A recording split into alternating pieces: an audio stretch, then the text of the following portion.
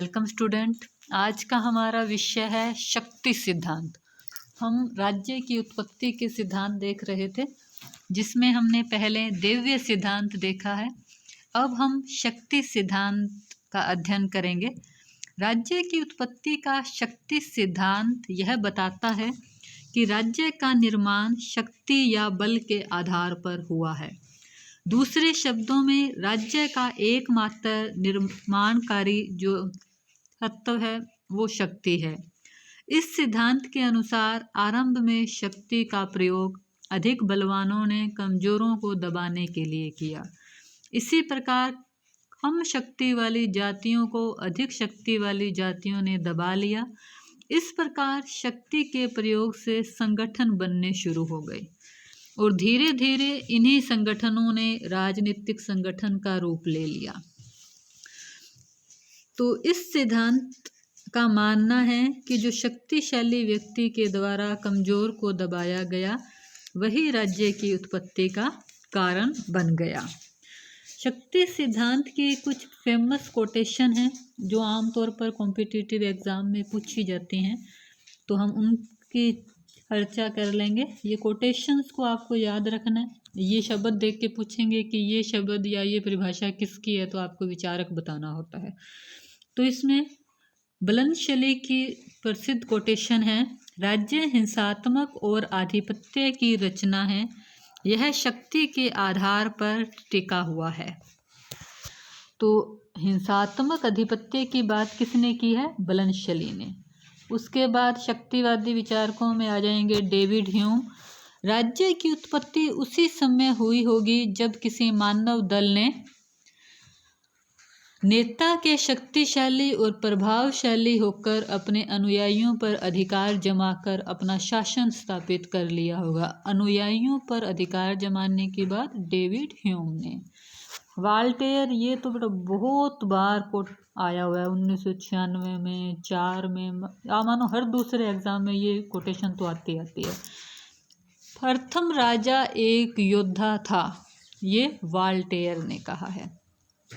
Jacques ने यहाँ तक कह दिया कि इतिहास के द्वारा यह अत्यंत सरलता से सिद्ध किया जा सकता है कि आधुनिक राजनीतिक संगठन का प्रादुर्भाव युद्ध के कारण हुआ है।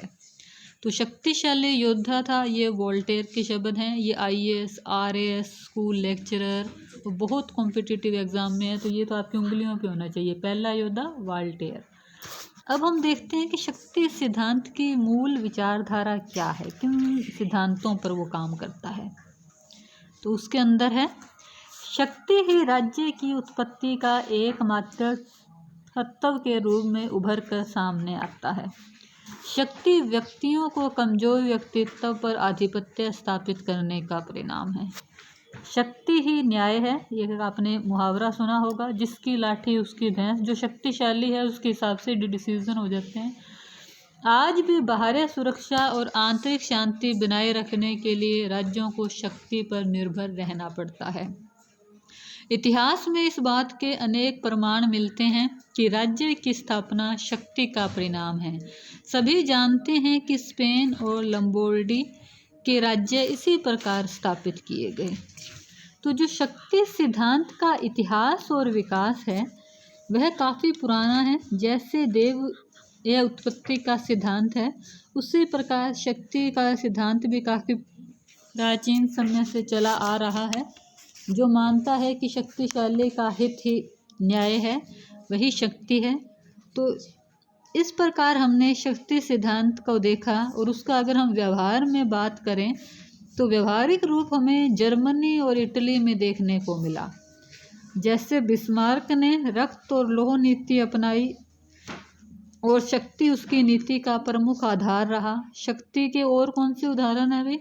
हिटलर और मुसोलिनी भी शक्ति को राज्य का आधारभूत तत्व माना और विस्तृत राज्य के लिए युद्ध का सहारा लिया। तो शक्ति की विचारधारा को स्थापित करने वाले प्रसिद्ध व्यक्तियों में आ जाएगा हिटलर, मुसोलिनी, बिस्मार्क। ये शक्ति की अवधारणा में विश्वास करते थे। अब हम इस सिद्धांत की आलोचना देखते हैं। शक्ति सिद्धांत वास्तव में राज्य की उत्पत्ति की सही व्याख्या नहीं है, क्यों नहीं है? क्योंकि यह शक्ति पे आधारित राज्य है, वो स्थायी नहीं हो सकता। शक्ति पर आधारित राज्य कभी स्थायी नहीं होगा, क्योंकि जैसे ही शक्ति कमजोर होगी तो लोग उसका विरोध करेंगे। गिलक्राइस्ट के शब्दों में, नैतिक बल के अभाव में पशु बल राज्य का केवल अस्थायी आधार ही बन सकता है। लिंकन ने कहा है, शक्ति के द्वारा सब कुछ विजयी किया जा सकता है, किंतु शक्ति के द्वारा विजय दीर्घजीवी नहीं होती। मतलब हम शक्ति से सब कुछ जीत तो सकते हैं, लेकिन जो जीतेंगे वो परमानेंट नहीं होगा। गिलक्राइस्ट इसी विचार में आगे है। T.H. ग्रीन ने भी कहा है कि राज्य का आधार शक्ति नहीं, इच्छा है। उन्होंने कहा कि राज्य की आज्ञा पालन लोग डर से नहीं करते, वरन उनको व्यक्तिगत रुचि है, उनको लाभ है, इसलिए करते हैं। यह सिद्धांत खतरनाक सिद्धांत है। ये पशु बल को बहुत अधिक महत्व देता है और न्याय की संकल्पना का भी यथार्थ चित्रण पेश नहीं करता, और यह प्रजातंत्र की भावना के विपरीत है। इसे वर्तमान युग में लागू नहीं किया जा सकता। युद्ध का समर्थक है। यह सिद्धांत युद्ध का समर्थन करता है, जिससे हमेशा एक भय का वातावरण बना रहेगा। तो इस प्रकार हमने देखा कि शक्ति सिद्धांत में निरंकुशता को प्रोत्साहन मिलता है, लोकमत का उचित स्थान नहीं है। ये सिद्धांत राज्य की उत्पत्ति का एक पक्षीय सिद्धांत है, इसीलिए इस सिद्धांत को सर्वमान्य नहीं कहा जा सकता। इस आलोचना के बाद शक्ति सिद्धांत के अंदर कुछ सत्यता भी है। यह सिद्धांत हमें बताता है कि राज्य के लिए शक्ति का होना आवश्यक है। इसका उपयोग आज्ञाओं और कानूनों को मनवाने के लिए किया जाता है। शक्ति सिद्धांत एक ऐसे तत्व पर जोर देता है जो राज्य की स्थिरता के लिए आवश्यक है।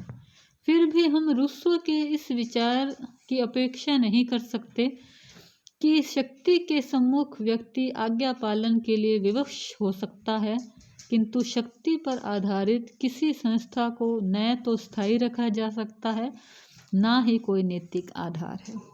रूसो ने कहा कि शक्ति से हम किसी चीज़ को स्थापित तो कर सकते हैं, लेकिन उसे परमानेंट और नैतिक जो उसकी आज्ञा के प्रति भावना होगी, जो स्थायित्व होगा, जो सम्मान और आदर होगा, वो नहीं लाया जा सकता। तो ये हमने शक्ति सिद्धांत क्या है, उसकी क्या आलोचना है, आज उसका अध्ययन किया। धन्यवाद।